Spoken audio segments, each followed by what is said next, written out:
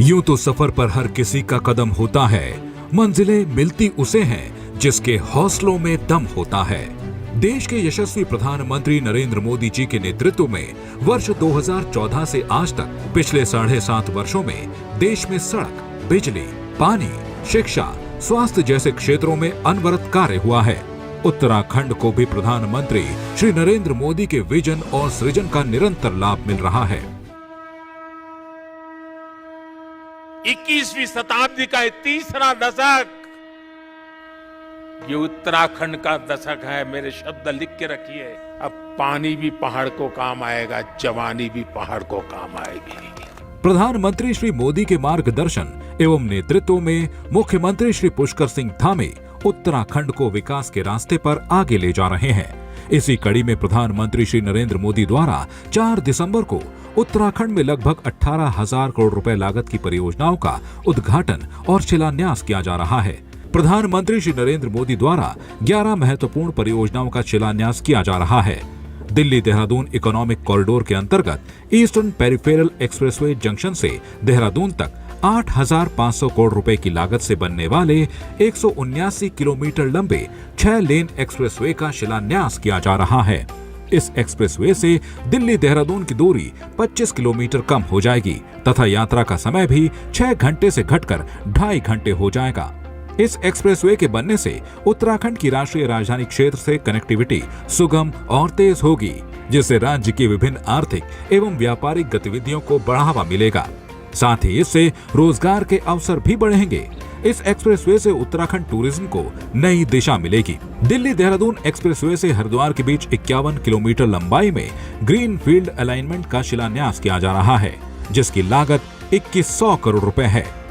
गांवों और कस्बों को हाईवे से जोड़ने के प्रधानमंत्री श्री मोदी के विजन के तहत हरिद्वार रिंग रोड, मनोहरपुर से कांगड़ी तक 1,560 करोड़ रुपए लागत से बनने वाली 15 किलोमीटर लंबी 4 लेन ग्रीनफील्ड सड़क का शिलान्यास भी किया जा रहा है।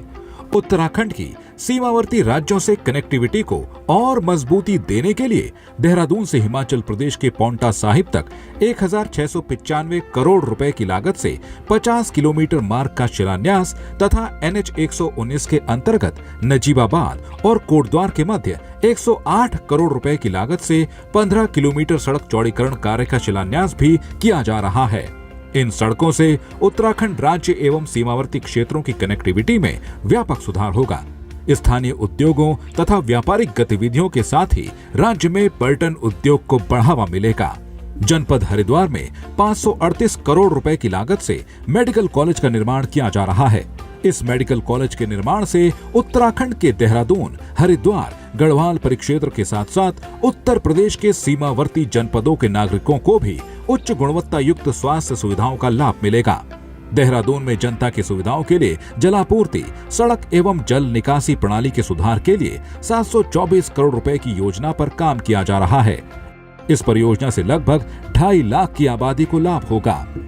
विश्व भर के हिंदुओं की आस्था के केंद्र 4 धाम के विकास के प्रधानमंत्री श्री नरेंद्र मोदी के संकल्प के तहत श्री बद्रीनाथ धाम में भी 220 करोड़ एवं गंगोत्री यमुनोत्री धाम में 54 करोड़ रुपए की लागत से अवस्थापना विकास कार्यों का शिलान्यास किया जा रहा है, जिसका उद्देश्य बद्रीनाथ एवं गंगोत्री यमुनोत्री धाम का विकास एक स्मार्ट आध्यात्मिक नगर के रूप में करना है। जनपद टिहरी में स्थित विश्व प्रसिद्ध लक्ष्मण झूला सेतु के विकल्प के रूप में इसके महत्व एवं गरिमा के अनुरूप इसके साथ ही 69 करोड़ रुपए की लागत से लगभग 133 मीटर लंबे एक नए सेतु का शिलान्यास किया जा रहा है। ये पुल पर्यटकों के साथ साथ स्थानीय निवासियों, व्यापारिक प्रतिष्ठानों के लिए अत्यंत लाभकारी होगा। देहरादून शहर को बच्चों के अनुकूल बनाने के लिए 58 करोड़ रुपए की लागत से चाइल्ड फ्रेंडली सिटी प्रोजेक्ट की शुरुआत की जा रही है।